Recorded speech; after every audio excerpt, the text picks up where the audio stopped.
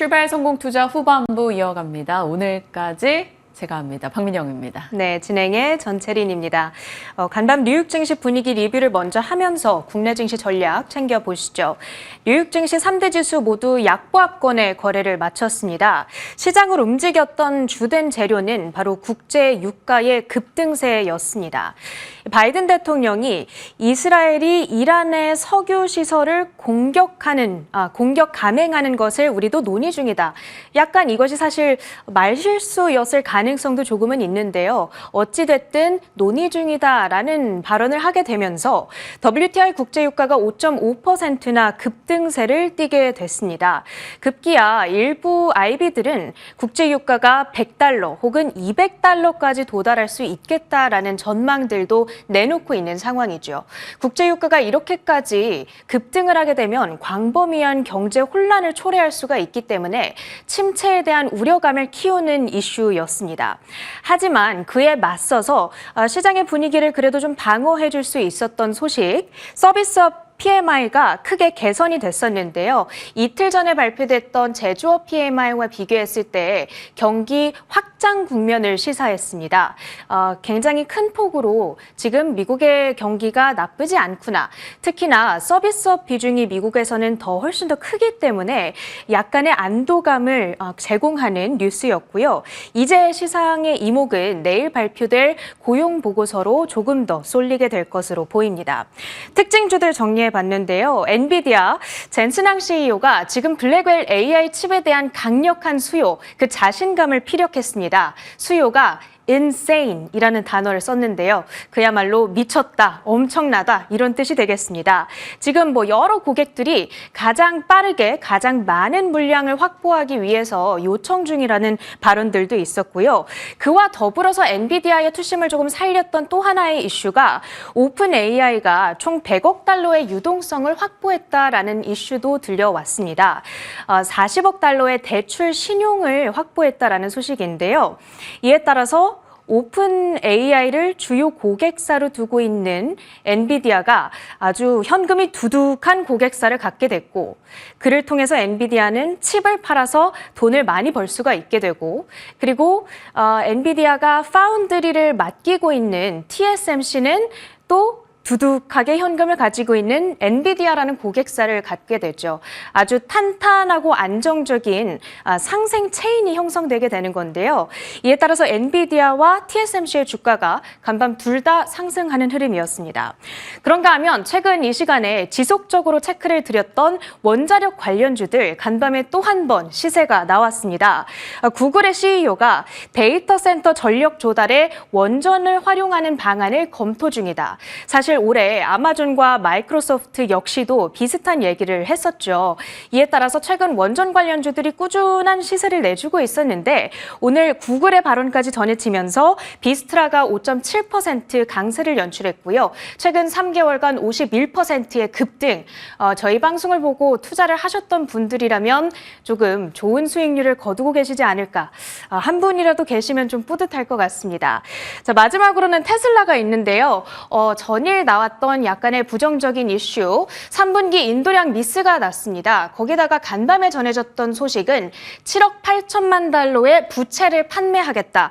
부채를 판다라는 것은 현금이 부족해서 현금을 조달하기 위해서 판다라는 건데, 그렇게 되면 지금 테슬라가 그 정도로 돈이 없나? 라는 우려감을 시장에서는 부각시키게 됩니다. 따라서 테슬라의 주가가 3.4% 하락세를 띄었습니다. 다음으로는 30분 전쯤 한 가지 속보가 전해졌습니다. 이 미국 동남부 항만 노조 사측과 합의에 도달을 했다라는 소식인데요. 62% 6년간에 걸쳐서 임금 인상에 합의를 했다라고 합니다. 이로써 3일간의 파업이 종료가 됐고요. 사실 이 파업이 만약에 장기화된다면 각종 리테일 섹터에 좀 커다란 차질을 빚을 수 있다라는 우려감에 밤사이 소매주들의 시세가 상태가 좋지는 않았는데 그 리스크가 해소됐다라는 차원에서 긍정적으로 볼 수가 있겠습니다. 두 번째로는 미국의 FDA가 오늘 이런 말을 했습니다. 일라이릴리 비만약의 공급 부족이 해소됐다라는 발언들이 있었는데 이에 따라서 이 비만약의 복제약을 생산하고 그동안 돈을 벌고 있었던 힘센허스라는 종목이 있는데요. 종목 생산 중단 우려 속에서 11% 주가가 급락세를 띠기도 했습니다. 유가 급등의 진짜 문제 역시도 체크를 해봐야 될 것 같습니다. 유가가 만약에 진짜 100달러, 200달러까지 뛰어오르게 된다면 인플레이션이 재점화될 수가 있겠고 그렇게 되면 연준은 금리를 내릴 수가 없게 되겠죠. 그러는 동안 노동시장은 급속도로 냉각이 될 수가 있겠고요. 이는 결국에는 경기 침체를 야기시킬 수 있다는 문제가 있습니다. 다만 바이든 대통령의 임기가 얼마 남지 않은 상황 속에서 과연 이러한 오일 쇼크가 발생하도록 과연 놔둘 것인가? 그렇지는 않지 않을까 싶습니다. 따라서 추이를 지켜보실 필요가 있겠고요. 마지막으로 번외로 삼성전자에 대한 고찰을 좀 준비를 해봤습니다. 삼성전자는 1983년 고 이병철 회장의 도쿄 선언을 시발탄으로 엄청난 성장을 이뤄왔죠. 10년 만에 메모리 반도체 세계 1위라는 명성을 얻게 됐습니다. 그리고 그로부터 30년간 기술의 삼성, 초격차 전략 타이틀로 부동의 1위 자리를 유지해 왔었죠. 그런데 최근 삼성전자의 모습을 보게 되면 우리가 그동안 알던 삼성전자가 맞을까 싶을 정도로 우려스러운 모습을 보이고 있습니다. 급기야 메모리 반도체 1위 자리마저 빼앗기게 되는 것 아닐까 하는 우려가 나오고 있는데요. 삼성전자의 부진은 우리 경제 전체에 그늘을 들이울 수가 있겠습니다. 따라서 삼성이 다시 도전하고 혁신해야 할 때가 아닌가 하는 생각이 드는데요. 객관적으로 그리고 날카롭게 투자의 관점에서는 어떠한 진단이 가능할지 오늘 기회가 된다면 분석을 해보도록 하겠습니다. 지금부터는 국내 전략 챙겨보시죠. 국내에서 어떤 소식들이 있었는지 하나씩 살펴보겠습니다. 일단 지난 거래일 흐름부터 정리해 보시죠. 그날 코스피 코스닥은 양지수 모두 떨어졌고요. 코스피 대비 코스닥은 그래도 낙폭이 조금 제한됐던 하루였습니다. 이날 부진은 좀 예상이 됐었죠. 중동 불안, 동부항만 파업이나 경제 지표도 좀 좋지 못했었기 때문에 하락은 예견된 바가 있었습니다. 거기다가 중국은 휴장이긴 합니다만 홍콩장이 열려 있었고 최근에 중화권 쪽으로 자금 투입이 가팔랐던 만큼 이쪽으로 외국인 수급이 집중되며 한국은 더 소외되는 현상이 나타나기도 했습니다. 그래서 이날 코스피는 1.2% 하락이었고요. 그나마 코스닥이 낙폭이 제한됐던 것은 금투세에 대한 폐지 기대감 혹은 유예, 적어도 유예일 것이다라는 기대감이 등장했고요. 해리스의 당선 확률이 이날 조금 올라갔다라는 소식과 함께 2차 전지 쇼커버 움직임이 좀 있었습니다. 그래서 코스닥의 낙폭이 다소 제한됐다 이렇게 볼 수 있겠죠. 다만 여전히 AI, 반도체, 애플 이쪽에 대한 걱정이 계속해서 거론이 되면서 이날 삼성전자가 또 떨어지며 52주 신저가를 다시 썼습니다.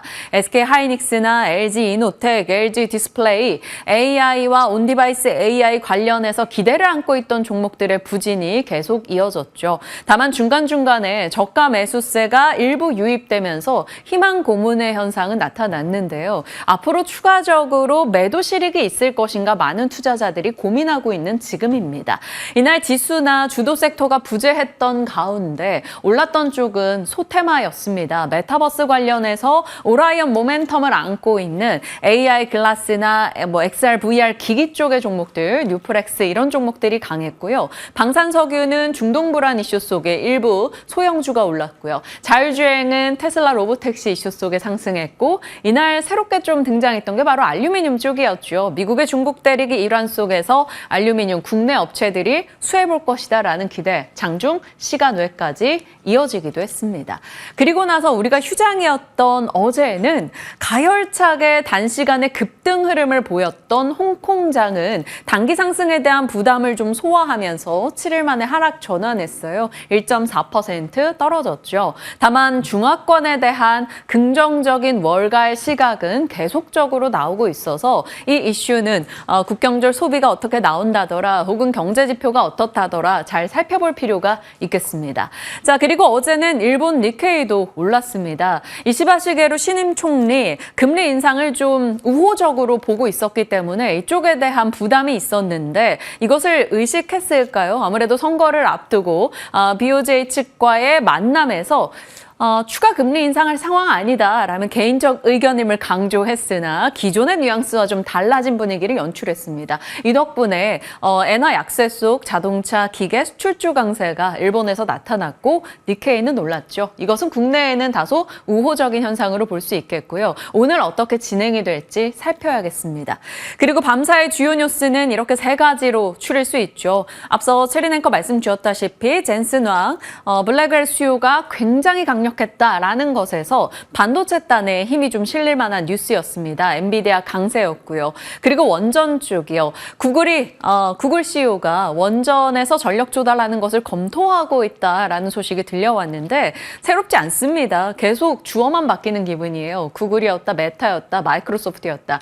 빅테크 업체들은 안정적인 전력원을 원하고 거기에 원전이 계속 대안으로 부상하고 있다라는 기존의 뉴스와 좀 유사했습니다. 일부 이제 원전주들 강했고요. 다만 뉴스케일 파워나 오클로 등의 종목은 정강 후약으로 결국에는 약세 마감이 됐다라는 점은 아쉬웠습니다. 정유 가스 쪽에서는 이제 유가가 5% 급등했던 이스라엘발 중동 리스크 고조 이 부분을 좀 살펴봐야겠죠. 레바논 헤즈볼라와의 지상전 이슈 외에도 이스라엘은 재보복할 의지를 계속해서 드러내고 있습니다. 그리고 이스라엘이 이란의 원유 혹은 핵시설 혹은 최고 지도자를 노리고 있다. 지금 중동에서 헤즈볼라 세력이 약간 약화됐을 때를 틈타서 이란으로부터 여러 가지 승기를 빼앗아 올 노림수를 이스라엘이 짜고 있다. 이런 분석 등도 많이 나오고 있습니다. 자, 그러면 이란과의 갈등이 고조될 경우 이란이 호르무즈 해협을 쥐어틀 수가 있겠죠. 폭이 굉장히 좁은 이 호르무즈 해협은 얼마든지 이란이 쥐어버릴 수가 있습니다. 그렇게 되면 원유 수송량에 큰 타격을 입게 되고 이로 인해서 유가가 급등할 거야 라는 월가의 시선들이 그동안 굉장히 많았죠. 시티에서도 이번에 같은 맥락의 의견을 냈고요. 스웨덴 은행 측에서는 좀 공격적이긴 하네요. 유가 $200 얘기까지 꺼내놓기도 했습니다. 무튼 이런 중동 불안을 반영해서 유가가 5% 상승 흐름을 보였다.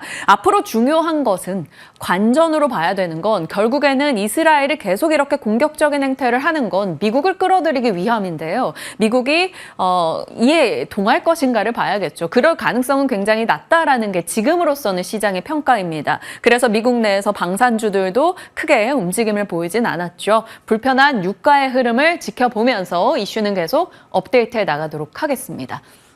그러면 국내에서는 전쟁 관련한 종목으로 봤을 때 방위산업, 가스 혹은 유가 상승하면 조선 쪽도 연결이 될 수 있을 거고요. 여러 분야로 영향받을 수 있을 텐데 어찌 될지 상황은 지켜봐야겠죠. 연결고리 전쟁 쪽이었고요. 미국의 중국 때리기가 계속되고 있습니다. 실제로 중국이 미국이 돈을 풀자 우리도 푼다라며 완화책 등을 쓰고 있는 상황에서 관전으로 봐야 되는 건 그럼 미국이 가만히 있겠는가라는 것이었죠. 그것에 대한 말씀은 계속 드렸었고요. 미국은 중국에 대한 견제를 계속해 오는데 반도체였다, 전기차 관세 부과였다가 바이오에 대한 생물보안법 이슈였다가 태양광 OLED 그리고 지난 거래일에 이슈가 됐던 알루미늄 그리고 오늘 특정 언론의 보도로 나왔던 해저 케이블 뉴스까지 미국의 중국 때리기 속에서 고래 싸움에서 웃는 새우가 될 수 있는 분야들을 정리해 봤습니다. 다른 분야야 사실 다들 아시니까요. 새로운 내용만 좀 전달하겠습니다. 워싱턴 포스트가 남중국해 분쟁으로 인해서 동남아 인터넷망 개설 핵심인 해저 케이블 사업이 위기를 겪고 있다. 이쪽에 유지보수 사업 같은 거에서 중국을 배제한다. 안보의 이야기로요. 그리고 앞으로 이 지역을 우회하는 해저 케이블을 설치해야 한다면 중국이 배제될 것이다. 그러면 누가 하겠는가? 그 맥락에서 한국에 대한 수혜 기대감도 일부 가져가 볼 수 있다라는 겁니다. 해저 케이블 쪽 하면 뭐 국내 사업자가 그리 많지는 않죠. LS 쪽, LS 에코에너지, LS 마린 솔루션 혹은 그 밖의 종목들 이렇게 정리를 해봤고요. 지난 거래일에 알루미늄이 장중 이슈가 있었고 시간 외까지 남선 알루미늄 상한가 가며 급등하기도 했었습니다. 미국이 중국 알루미늄 압출제에 대해서 최고 376% 덤핑 판정을 내렸고 한국은 최대 3%, 엄청난 격차이죠. 그래서 알루미늄 부품 종목들이 이날은 강하기도 했고요. 그 밖에는 태양광에 대한 얘기는 뭐 계속해서 반복되고 있는 내용인데 예비 판정을 받았고 내년 2월에 최종 관세율을 결정한다라는 소식이었습니다. 미국의 중국 대리기 속에서 어느 쪽으로 관심을 둬야 될지 새롭게 등장한 테마들 잘 살펴보시길 바랍니다.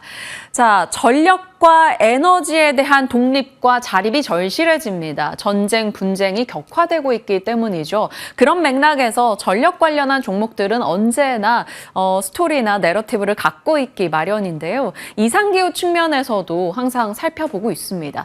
노스캐롤라이나주에서 허리케인으로 인해서 변전소 정전이 엄청 많았고 여기서 또 변압기 교체 수요가 발생된다라는 내용이었죠. 앞서 해저 케이블, 전력 전선 인프라 자극하는 내용과 함께 또 이 뉴스 보겠습니다. HD 현대엘렉트릭은 그래도 계속해서 견고한 흐름을 이어가고 있죠. 자, 오늘의 시장 연결고리입니다. 두 가지 시장에 영향을 줄 만한 내용이 있죠. 야당의 금투세 최종 결론, 적어도 뭐 유예다라는 기대감이 높아지고 있는 상황, 오늘 살펴야 될 주요 이슈입니다. 이것이 만약에 유예 폐지, 뭐 시장에 우호적인 얘기가 나오게 된다면 바이오 2차 전지 개인 투자자 비중이 높은 코스닥 쪽에 힘을 실어주는 내용이 될 것이고요.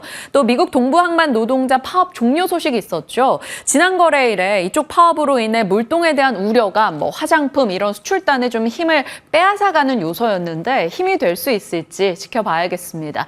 반도체는 젠슨왕 모멘텀을 받았는데 과연 삼성전자 저가 매수세와 함께 맞물려 힘을 내줄 수 있을지 지켜봐야 됩니다. 다만 증권사의 삼성전자에 대한 실적 전망 하향 보고서는 오늘까지도 계속 업데이트가 되고 있기 때문에 이 실적 우려를 이겨내는지 지켜봐야겠죠. 실적 일자들 잘 체크해 보시고요. 증권사 보고서는 은행 쪽으로 많이 집중되고 있습니다.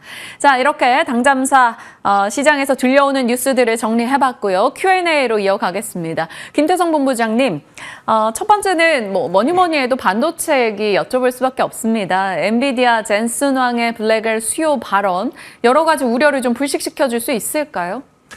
일단 이 이야기에 사실 엔비디아는 굉장히 기민하게 좀 반응을 했고 또 이제 미국 증시 안에서도 반도체 IT가 어느 정도 힘을 받는 모습을 좀 보여주긴 했지만 사실 우리나라 증시는 엔비디아가 올라갔다 하더라도 그동안에 많이 올라가지 못했던 부분을 감안을 해보면 특히 이제 삼성전자 입장에서 생각을 해보면 오늘은 무엇보다 더 중요한 것은 종가 기준으로의 이 삼성전자를 사고자 하는 외국인의 이 현물 유입이 아닌가라는 생각이 듭니다. 물론 이제 엔비디아가 올랐기 때문에 오늘 상대적으로 SK하이닉스는 그래도 나름 선방을 해줄 수는 있다. 라고 좀 보지만 삼성전자 그리고 이제 반도체 소부장주들이 지금보다 더 좋은 모습을 보이기 위해서는 당연히 현물에 대한 수급 유입이 저는 필요하다라는 이야기 한번 드려보면서 상승률도 좋지만 기술적인 어떤 흐름을 보는 것도 좋지만 저는 지금 코스피에서 가장 중요한 부분이 수급의 부재다라는 의견을 한번 드려보도록 하겠습니다. 네, 수급의 부재 오늘 좀 개선될 수 있는 계기가 마련될지 지켜봐야겠습니다.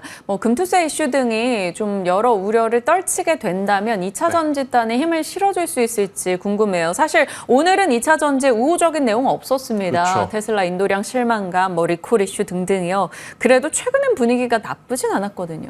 일단은 지금 이게 경우의 수가 복잡하죠. 그러니까 연휴 전에 약했던 반도체는 글로벌 증시 기준으로 강하게 마무리가 됐고 연휴 전에 강했던 2차 전지는 연휴 쉬고 오니까 지금 좋지 못한 뉴스들이 많아서 어디를 지금 보고 베팅을 해야 되는지 많은 투자자분들이 고민을 좀 하실 것 같은데 실망스러운 인도량이라 할지라도 그래도 YOY 대비로서는 개선이 되는 모습들을 확인을 했기 때문에 저는 만약 2차 전지에 조정이 나오게 된다면 배터리셀 3사 플러스 양극재 기업 에코프로 그룹주들만큼은 지금이라도 한번 우리가 노려볼 필요는 있다. 그런데 이게 너무 욕심을 부려서는 절대 안 된다. 이들이 지금 그 전에 어떤 시세를 좀 따라가기에는 힘이 많이 모자르거든요. 그러니까 매수의 타이밍은 맞지만 매수하자마자 드라마틱한 어떤 반등을 노려보기에는 다소 부담감은 있다라는 의견 드리겠습니다. 네, 일단 시장에서 주도 섹터로 분류하고 있는 반도체 2차 전지에 영향을 줄 만한 내용들 짚으면서 전략 챙겼고요. 추가적인 이슈 등은 저희 개장 후에 김태선 본부장님과 이어가도록 하겠습니다.